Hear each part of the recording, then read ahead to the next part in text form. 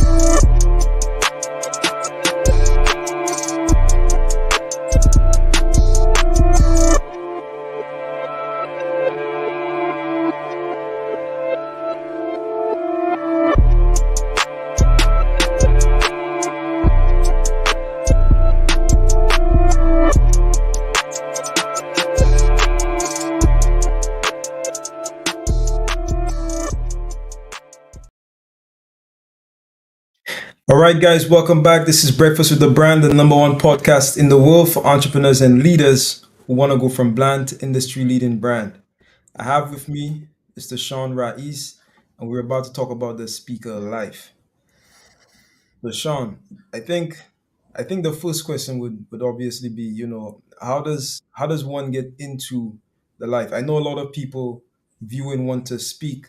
In fact, I was talking to a young lady yesterday who expressed to me that it has been a lifelong dream of hers ever since she was like 7 years old to really get Sure. into to really get into the profession, fly across the world and basically live the glamorous life that we know so well, all right, that speakers live. So, how does one really get started? What would you say is the first step to getting into the The life? I would say the first step is to find someone who's doing it, right? Find someone who's doing it. And that's with anything. If you want to be a bodybuilder, then you find someone who's building their body, right? If you want to be an accountant, then you find someone who is in that profession so that you can ask the salient questions and get the evidence-based information straight from, I guess, as they say, the horse's mouth, right? Or from the speaker's mouth. If speaking is what you want to do, then you want to speak to a speaker so that you can ask questions and find out if it's really what you want. Because, I mean, as phenomenal as it is, there's a lot of late nights, a lot of early mornings, a lot of flights, a lot of delayed flights, a lot of, you know, Nori used to have a song called Eating on the Run. There's a lot. There's a lot that goes into it. There's a lot of practice. It's years of commitment. I didn't just say I wanted to speak yesterday and here I am on the road and flying. No, there was a lot of sacrifice, a lot of studying, a lot of work that went into this.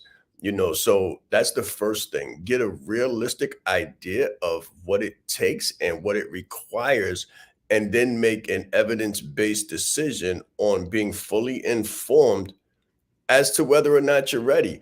I think some people jump into what they see, right? So people look at what they see and they say, wow, I like that. Like being a race car driver, let's just say, right? Being a race car driver, you watch NASCAR, whatever the case may be, and you're like, wow, I like that as a 6 year old, 7 year old. But sometimes as a 25-year old or 35-year old, you do the same thing. And you look at a NASCAR driver and you're like, wow, that looks great. I'd love to do that.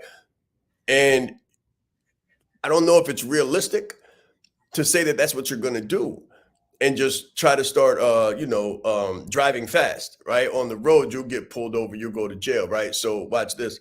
If you just say that you want to be a speaker and you don't know what it looks like, you don't know where to speak, you're not formally trained, and you just start speaking but not really saying anything, then it's not a good impression that you're putting forth. A lot of people think they don't need formal training, but if you look at any of the speakers, the Les Browns, the Eric Thomases, the Sean Raises, the John Maxwell's, we've all been formally trained by those who came before us. We've all been formally trained by those who came before us, and we're still in training. That's another thing. We're still in training. So we don't get coaching for a moment or for a season. Coaching for us is not a season. I want to read something to you on that note. And I hope I didn't lose it here because I pulled up something that was absolutely phenomenal. I think it's called The Loneliest Sport. Give me a moment. I was reading something. Just give me 1 second because The Loneliest Sport. I was reading something, a recent post from The Loneliest Sport. Hopefully, I'll be able to find it.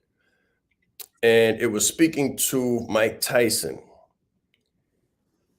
And the coach for Mike Tyson was talking about how early in the morning they would run. He was formally trained, is the point. Early, here it is. Here's the point I was trying to make. Okay, now listen to this very closely. All my wannabe speakers and coaches and consultants or whatever it is that you want to do. So this is Kevin Rooney. This is the coach, the trainer for Mike Tyson. He says, when I had Mike, we were in training camp for 5 weeks. Back then, I used to run 3 to 4 miles with him just to make sure he was doing it. And then we'd go to the gym. And then we'd go to a health club at night. Then we'd go to bed. When he was with me, there was no party. First off, I want you to see the sacrifice. Take note of the sacrifice. Don't just say, well, I'm going to still go to my job and I'm going to do my job and I'm going to come home. And when I have an hour here or there, I'm going to study. It doesn't work that way. Oh, when I have a couple extra dollars or a couple free dollars, I'll attend the meetings or I'll invest in this real quick. But if it doesn't work out, then I'm going to pull my money out of my investment in myself and I'm going to stop going. I'm going to stop getting coaching. Pay attention. When I had Mike, we were in training camp for 5 weeks. Back then, I used to run 3 to 4 miles with him just to make sure he was doing it. And then we'd go to the gym. So they didn't even start working out yet. The 3 to 4 miles was not working out. Then they'd go to the gym. And then they'd go to a health club at night. And then we'd go to bed. When he was with me, there was no partying. There was no, well, I worked hard. I'm going to go have a few drinks and try to pick up a girl. He said that never happened. So all of the stuff that you say you want while you're doing the things that you think you have to do or what you like to do as well, the partying, the late nights, the nightlife, the relationship issues, while you're trying to build a business, while you're trying to be a speaker, Kevin Rooney says, this never happened.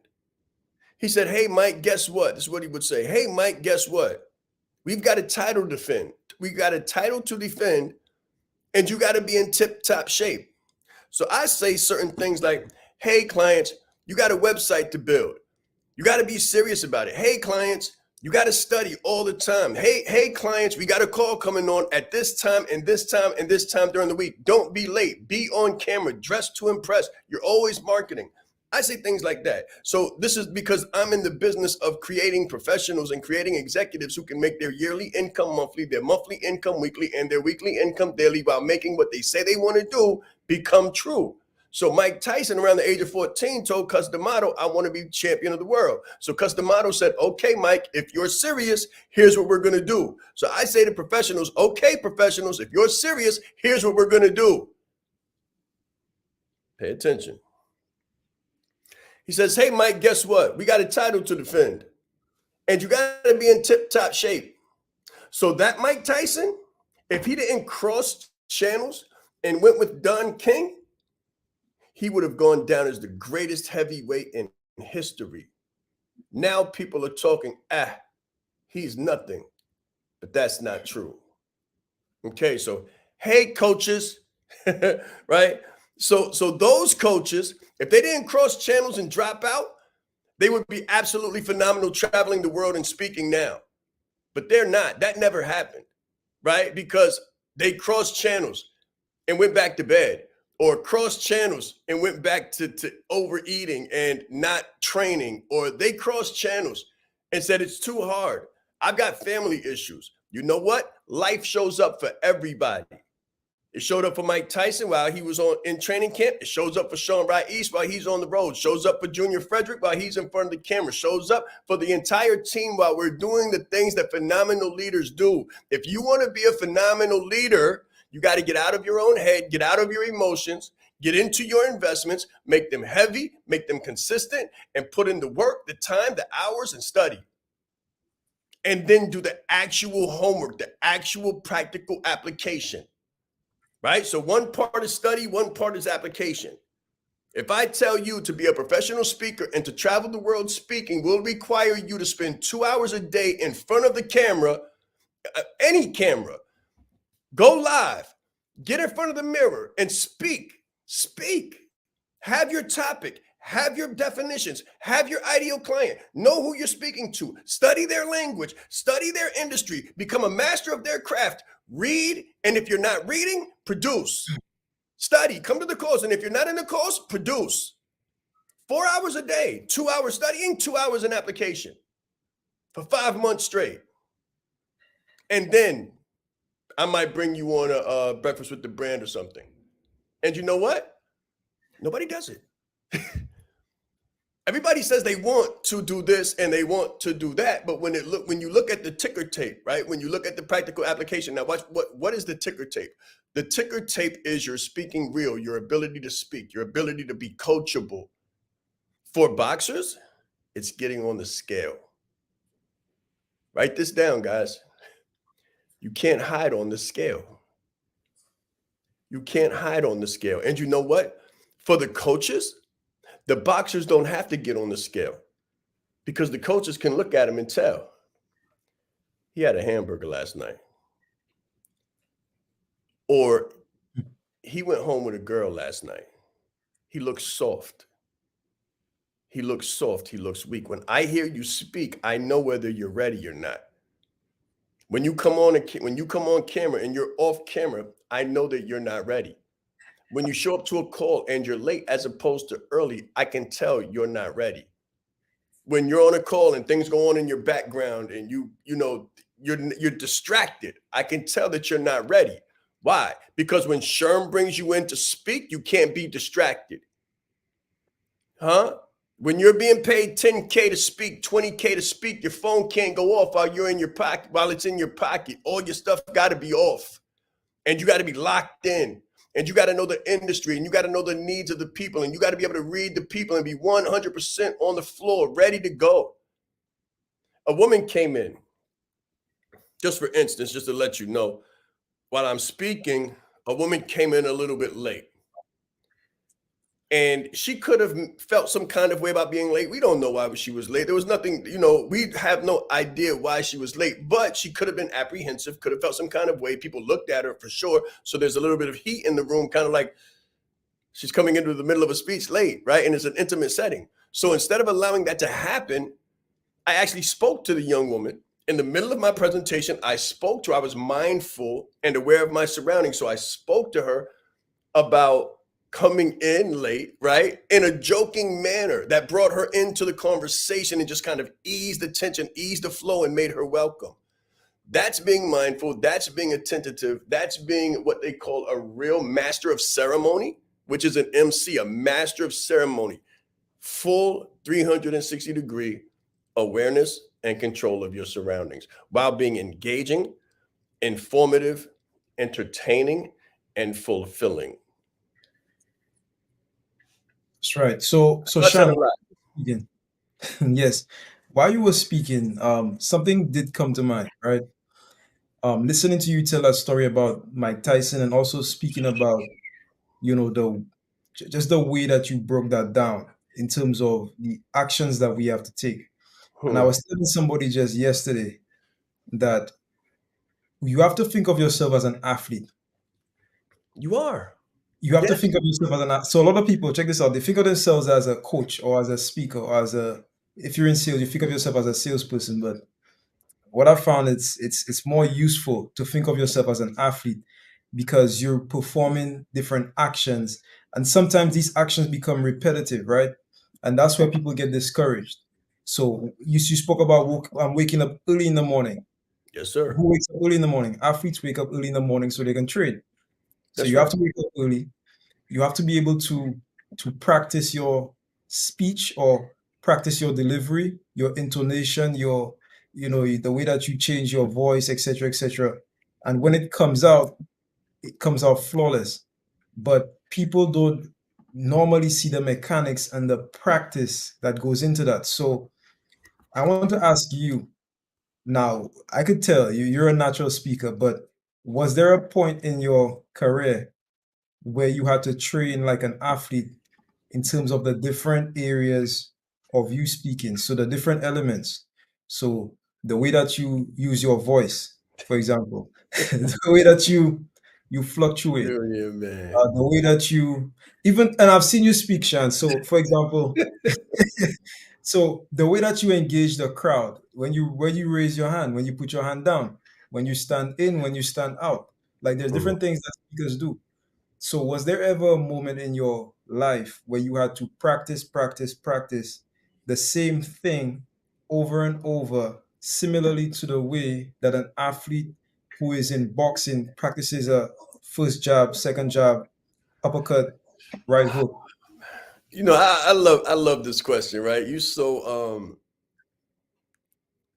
What you ask honestly for the people, right? You ask honestly and innocently for the people, guys. Listen, Junior Frederick is you guys like champion right now.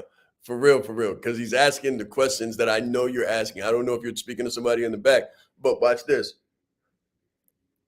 Not so even before I came, the most interesting thing about what you're saying is I practice before the speech and I practice after the speech, right? So the amazing thing is, just to your point, and it reminds me of a story of Kobe Bryant practicing after he loses or wins.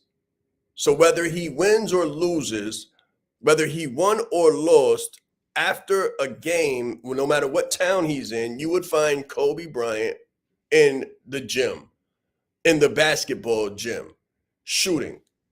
And everybody would be going out of the locker room to the party like, we won. What are you doing? And he said, making sure that we win next time.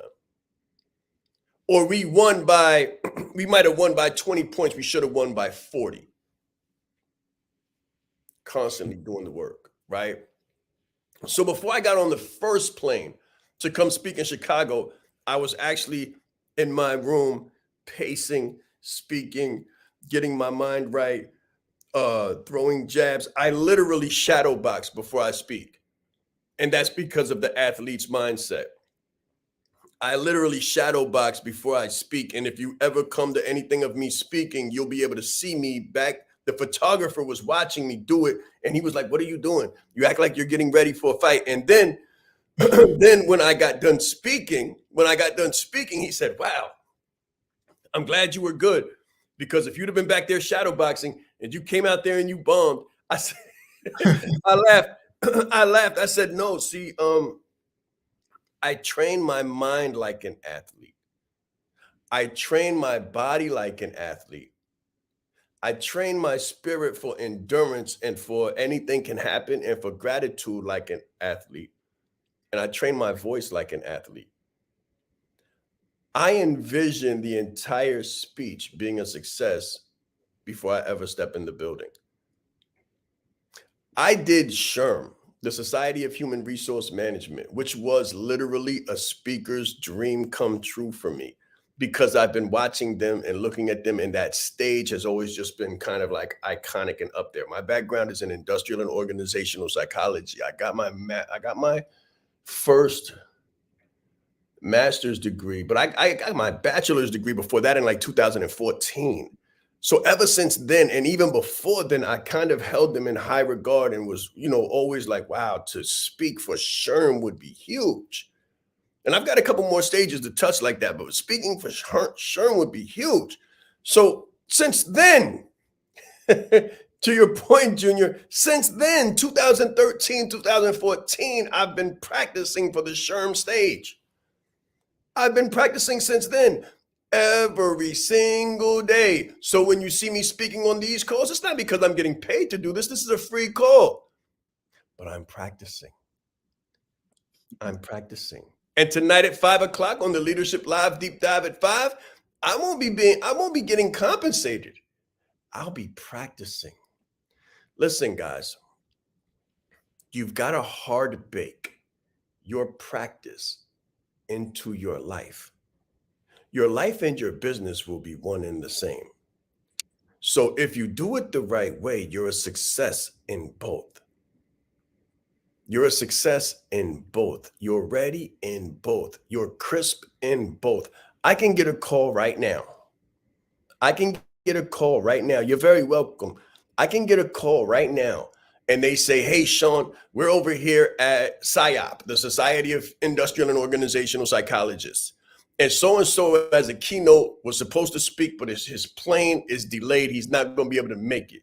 We're on 53rd and 8th. Can you make it in 15 minutes?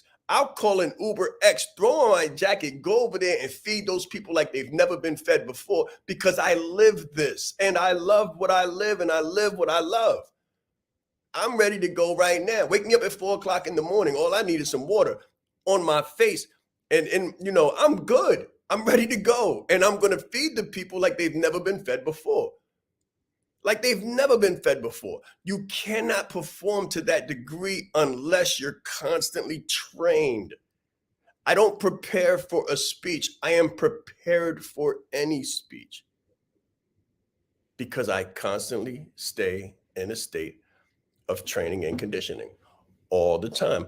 I get off the stage and I'm replaying it in my head and I'm going through what I said, how I said it, what I could have done better, what I'll do next time. And if Wow. you're not, you won't be successful. If you're not, you won't be successful at this. I've watched Eric Thomas do the same thing. He would literally be at the event. He would be at the event. The event is taking place, and he would go off stage while other people went on stage. And instead of just staying there and watching them, I would watch him and follow him. And he would be in his head, I could tell, having an internal dialogue and setting up the next frame for when he came back out and going over what he had just done. I said, man, those are the earmarks of championship. And you're not going to get those nuances unless you're in the room, unless you're following people, unless you're working with people, unless you've got access to the people that are doing it. You're never going to get those nuances. So listen, this is my thing. You don't have to work with Sean Rice, but you better work with somebody. Or the same thing that happened to Mike Tyson when he stopped working with Kevin Rooney is going to happen to you in your career. You're going to get knocked out. Coach B put something in the chat. Guys, we're gonna go to a break, but when we come back, I wanna ask Sean a question based on this, what Coach B just put there. Okay? So we're gonna find out, does Sean have a theme song? When we come back, guys. We'll be back in a few seconds. This is Breakfast with the Brand. Stay tuned. Let's go to a break, Mr. B.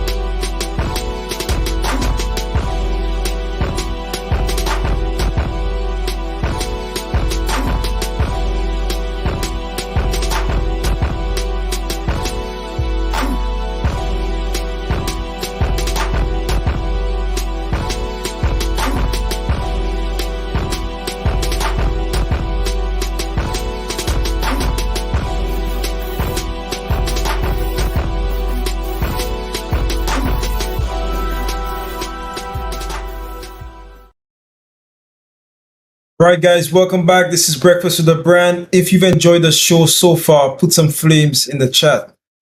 All right, so Shan, I have a very interesting question for you, right? Yes. And this is based on what Coach B just said. So let me put up Coach B's comment. So Coach B says the mental and emotional prep work. Some people have a theme song they use before engaging the audience. I know you spoke about the boxing, right? But is Yes. there a theme song that you have, or a couple of theme songs, as a matter of fact, before you go out on stage? those people who have been in a course with me, if they've been in branded like a leader, coaching like a leader, um, closing like a leader, I played a boxing reel of the execution of Bernard Hopkins before he during his career. Phenomenal video, unbelievable. The music, the energy, the boxing, the brutality, the spryness, the competitiveness. I played that video before all of my courses, and there's a reason why. When you ask about a specific theme song, I can't say that I do have a specific theme song. When I was speaking to the corporation yesterday, I spoke to God Did, that song by DJ Khaled. I actually invoked one of the songs. I basically said that it doesn't even feel real to us. Like, it's still amazing. What I've been able to do in the short amount of time that I've been able to do it, it's still amazing to me. It still doesn't feel real to me. And that's why I train so hard. But I would say songs like that and energy like that, like a God Did or the Power song with 50 Cent. Like that song right there, this is a big, rich town. This is a big, rich town. And realistically, I come from the poorest part. I come from the poorest part of this big, rich town where everybody's educated and everybody's crispy and clean and looks good and got big wallets and big dreams and big goals and big cars. And all I had was a big heart. I didn't have any of that stuff. But my big heart gave me a big dream, and I was able I was able to put one foot in front of the next in order to go and get it. In order to go and get it. And when you get your hands on something like this, when you get your hands on an opportunity to be of service and to lead with service and to help people while making your dreams become a reality, you can't let go of this stuff. So that you can't let go of this stuff. So when it comes to a specific song, no, I don't need that stuff because I'm intrinsically motivated. I'm intrinsically motivated. Wake me up at 2 o'clock in the morning. I'm ready to go. I don't need any prep work. All I need is the stage, a mic, and the crowd. And if the mic doesn't work, I don't need that. My voice will project. I'm good at what I do because I love what I do and because I'm thankful for the opportunity. And let me tell you something about investments. Before I spoke a word, I put $250,000 in my head. I invested everything that I had besides the food that was needed to put in my children's and my wife's mouth. Anything else that took anything outside of the roof over our head. I guarantee you this, and I want you to understand it because some people aren't realistic about the investment. Every dollar, besides what it took me to get back and forth to work and put the roof over our head, the food in our mouth, and the clothes on our body, I poured into my business, which means I poured into other people's businesses. Every single dollar to get here. So I don't need a song. I am the song. I am the theme song. Guys, put that in the chat. Put "I am the song" in the chat. That was a really cool speech there.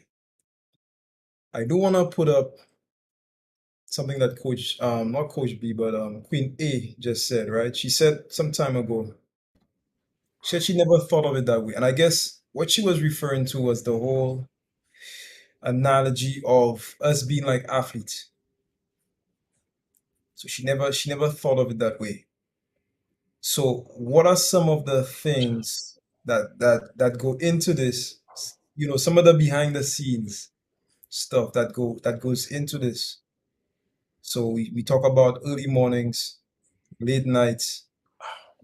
I got something. I got something that just came to my mind, right? You got to remember where you come from. You gotta like that hunger, whatever it is that makes you passionate, sometimes angry, because it's competition. There's other speakers. There's other speakers, there's other coaches, there's other consultants trying to do exactly what you're doing right now, and they're ahead of you, and they started before you, and they've got more money than you, and they've got more means, and they've got better training, and they've got more access to more programs, and they wake up earlier, and they go to sleep later, and they might be healthier, all of those things, right? This is the reality though. I remember being sent to the store with a note for milk, bread, cheese, and eggs. I remember my mother and my father. I had both of my parents, but I can remember, even with both parents and even with both parents working, I can remember them writing a note out to a store owner in a bodega and having me go to the store and give them a letter, a note, a piece of paper like this, a piece of paper like this that had the name of the owner of the store. And I don't remember the name of the store owner, but it would say something like a Jose or a David. Please give Sean 1 carton of eggs, 1 loaf of bread, 2 sticks of butter, and 1/2 gallon of milk until Friday. That's what the stuff that makes me wake up early in the morning and can't let me go to sleep when I wake up in the morning. That's the stuff that makes me practice. I'll be practicing today because I remember how hard my parents had it and how it wasn't easy for us to eat, for God's sakes. So when you give me an opportunity, when you just give a sliver, when you let me see the door, I'm breaking it down and ain't nothing gonna stop me. Nothing at all. No matter what. Pandemic born me. When the pandemic happened, I said, let's go. The pandemic didn't put me under the bed, it put me on top of the stage. People are soft. People are weak. People cry and they quit. Champions never do any of that. Champions find the wall in the dark and then they bust through it no matter what. And they keep going, they don't stop. When other people stop and lose breath and start to buckle over and hold their knees, that's when we begin. I can remember Muhammad Ali saying, I don't count my sit ups until I'm out of breath and I'm in pain. That's when I begin to count. That's when the training begins. That's when the workout begins. That's how you got to feel. You guys hear me sometimes out of breath. That's when I start training my voice because on stage, you're going to be out of breath sometimes. Your voice is going to change. You're going to lose you know how they say lose your voice? That's when my vocal training begins. And that's why it always sounds a little bit, a little, it always sounds like that because I'm always constantly in a state of service. I lead from a place of service. My brand is servant leadership. My brand is leadership and leadership branding. That's what we do. We create champions here. We are the wheel well and the house that creates the leaders of the next. You either want it or you don't. You either want it or you don't. And I don't have a whole lot of patience either. I'm one of those old school trainers that scream on you, tell you what you need to do. And if you don't do it the right way, or you show up a day late or a dollar early, a dollar light, or a day late, the door is locked. But if you want to win, but watch this, watch the other side. If you want to win, if you want to change the world for you and your babies, if you want to change the world for you and your future children and your children's children's children, we are the door. We walked through the door, bust through the door, and became the door. We are the door. I know what it takes. That's why every time you see me, I'm in a different state or on a different stage doing a different thing with a different crowd. It doesn't make a difference to crowd.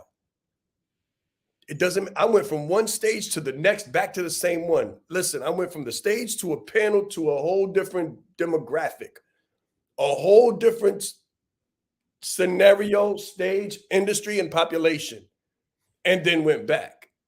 You have to be the people. You have to become the song. You have to be intrinsically motivated. You have to not need anything external. It's not about being paid. If you don't do this before you get paid, you'll never get paid. So just stop now. But if you're That's serious, but if you're serious, let us know. that's so true. Guys, we're about to take one more break in the next 60 seconds. But I do want to ask, does anybody have a question about the speaker life? So I know we have multiple speakers viewing this right now and multiple people that actually want to get into speaking. So how many of you have a question? If you have a question, this is your show. Whether you're viewing this on LinkedIn, Facebook, or on YouTube, feel free to put it in the comments and we'll bring your question right up. All right, so Mr. B, let's take one more break, and when we come back, we'll be wrapping up about the speaker life.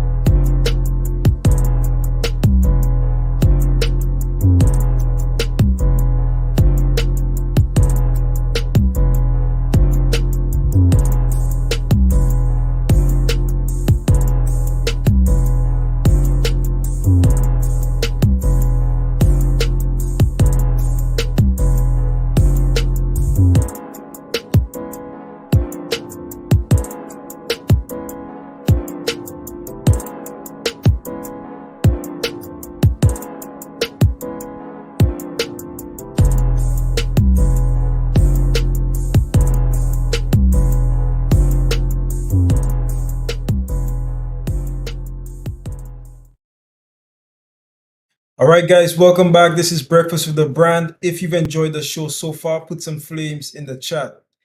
So we're gonna take a few questions, okay, before we wrap up for today. And of course, we have the Leadership Live deep dive at 5 today at 5 p.m. Eastern Standard Time. In fact, Mr. B, if you could you put that link up somewhere on the screen so people know exactly where we'll be later this afternoon?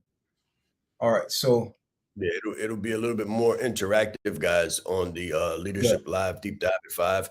I know you guys want to speak, right? I know you got a song and a story in your heart that you want to tell. So this evening on the Leadership Live Deep Dive at 5, I'm gonna let you question me and any ideas that you have, any thoughts that you have, any questions that you have as you think of them, you'll be able to interact with us and go ahead and ask those questions. And I may, as a matter of fact, I will give you the 7 top things that you want to do to be successful as a speaker in 2023. that's right. And Mr. B, if you could also put that in the comments on Facebook, LinkedIn, and YouTube, so people could just click and register.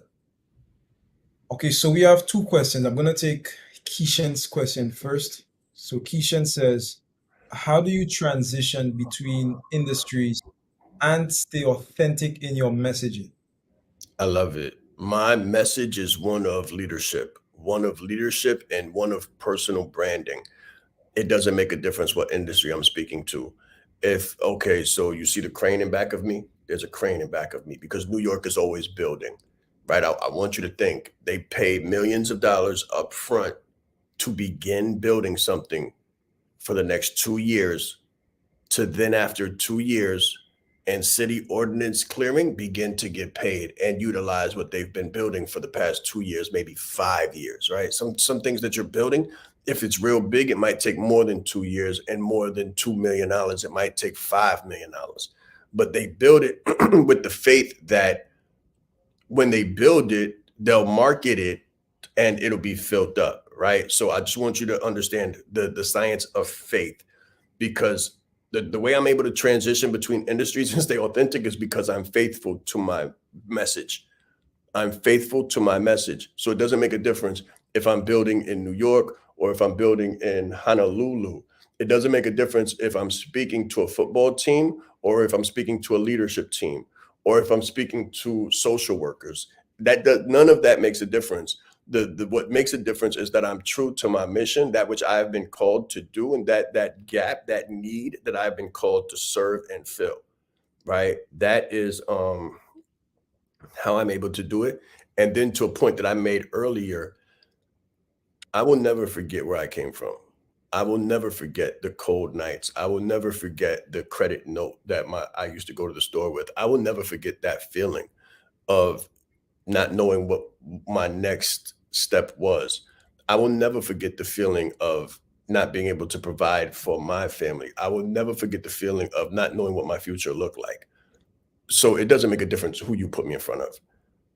I'm going to motivate, inspire, instill hope, and provide tools to whatever crowd, whatever industry, whatever demographic you put me in front of. All right, great question, Keishan. I hope that was a good answer. And if not, then I'll give you more if you come to the Leadership Live and you ask me that question. All right, let's get Coach B. So Coach B says, "What are your thoughts on Toastmasters speaking program?" I've heard a lot about it. I haven't gone through it myself, so I can't give it an informed rating or analysis. Let me just say that first. But what I will say is that if they've got you in front of people speaking, then for God's sakes, speak, right? I think any speaking program is better than no speaking program. If you're not in a speaking program, you need to get in a speaking program. We have Speaking Like a Leader. Eric Thomas has Game Changers. There's Toastmasters. There's a lot of different Brian Tracy. I remember I went through a training with Brian Tracy called Six Figure Speaker very long time ago. It's not about okay, so let me say this.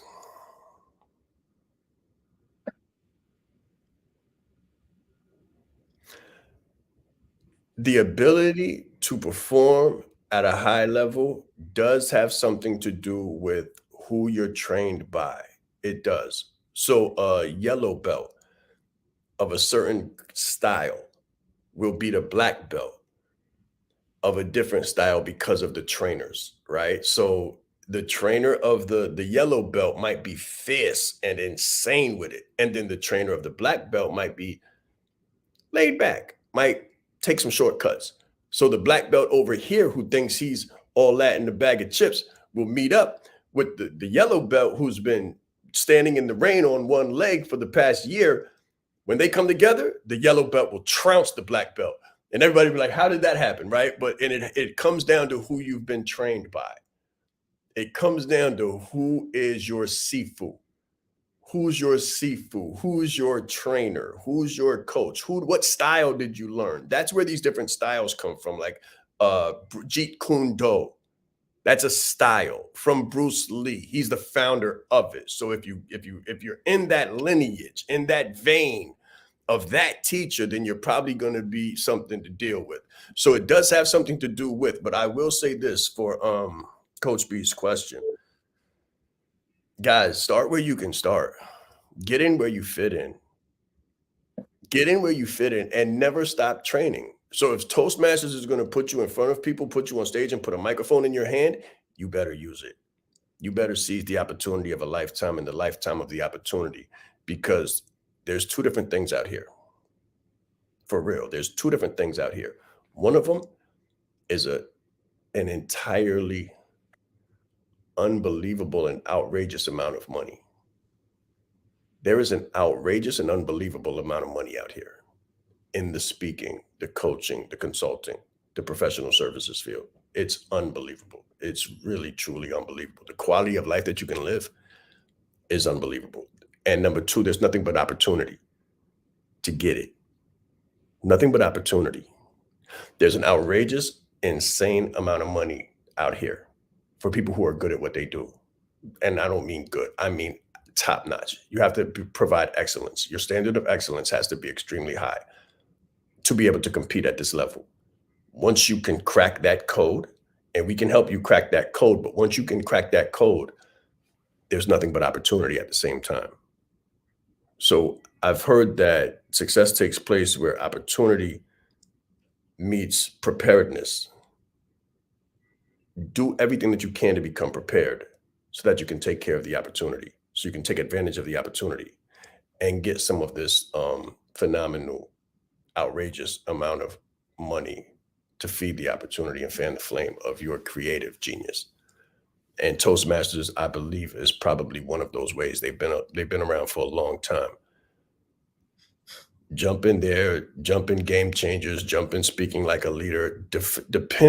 Decide who you want to work with and decide how you want it to turn out, right? And decide what you're willing to do. Because if you're not really willing to give everything that you have to become someone you've never seen in front of the mirror and do some things that you've never seen yourself being able to do,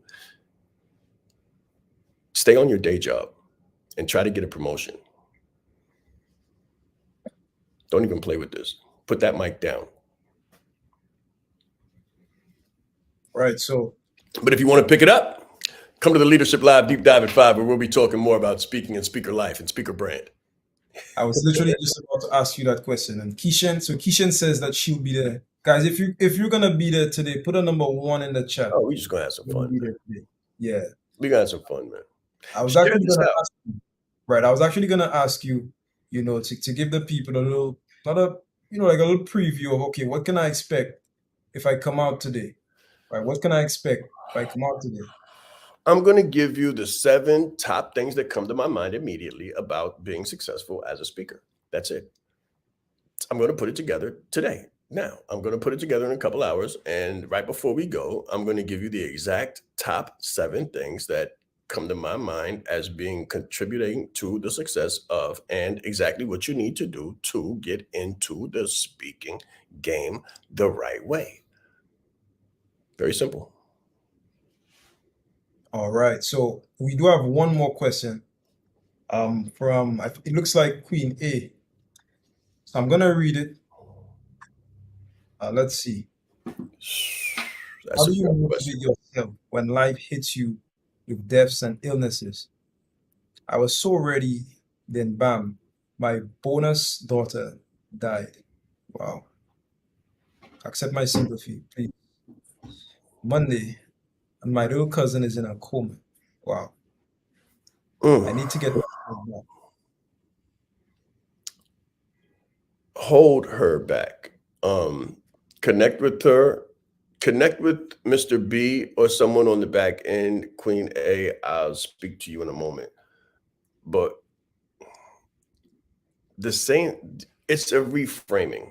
It's a reframing. So guys, get in contact with her, hold her back. We'll speak to her in a minute. But it's a reframing. So when my mother was in a hospice, basically on her deathbed, it wasn't the reason why I stopped. It was the reason why nothing could hold me back. So some people look at obstacles as something that shuts them down. I look at the same situation as opportunities that propel me forward. They motivate me. I've lost more than I'll recount, right? And I can remember, I'll give you another example. I remember Eric Thomas coming out on stage one day and talking about how people perform and how people perceive things. And he said, y'all didn't even know it, but I lost 3 aunts last year to cancer, and nobody knew it. This is not something that stops me. This is something that motivates me because you never know when your last day is. So you have to live life to the fullest, and you have to live it for the people that are gone and for the people that are not able. Right. And I took that to heart, and that has become a driving, motivating force for me ever since I can think of it. Because when people went down, that's not a reason for you to stop. When people go down, that's a reason for you to move forward and move on and lift them up. It's hard to lift someone up when you're down. It's hard to lift someone's memory, someone's grace, someone's experience. It's hard to lift them up when you're down. So we have to stand strong for the people that came before us and the people that are no longer here. And if we don't, I don't think that we do their life the grace, the appreciation, and the remembrance that it needs. I think when we do that, we actually it's a discredit. If I was to slow down and stop because of what my mother was going through, then I would not have been giving her due honors. The way I honor the people that came before me and that are no longer here is by moving forward and lifting them up through my example and helping other people, because that's what life is about. If it's not about service and self-sacrifice, then I don't know what it's about. I don't know what it's about. But it's not a life much worth living if it's not about going forward, being an example of possibility, and honoring and preserving in a highest state the memory of those who came before us and those who can no longer stand with us. I do what I do for the people that are no longer here. I always say that I'm just a kid from Harlem who God chose to show His favor and mercy through. Grew up in the late '80s, early '90s, and you know what took place there. But there's another piece to it that I don't always say, and that the people that I grew up with are no longer here. They're no longer here, or they're in a specific cage for the rest of their lives, and they don't have the opportunity to speak. Their voices have been forever silenced. This is why I do what I do. This is one of the reasons why I do what I do with such a passion and fervor and tenacity, because some people will never be able to speak again. And it is for them that I raise my voice. And it is for them that I urge you to do the same thing. Connect with us on the back end, though. I want to speak to you. All right. So, guys, this has been Breakfast with the Brand. I hope you enjoyed it. Let's put some flames in the chat one more time. If you enjoyed the show today, reach out, connect with us today on the Leadership Live Deep Dive at 5. We'll be going a lot more in depth before we spoke about today. Hope you have a phenomenal day and see you next time, next Saturday. Let's grow.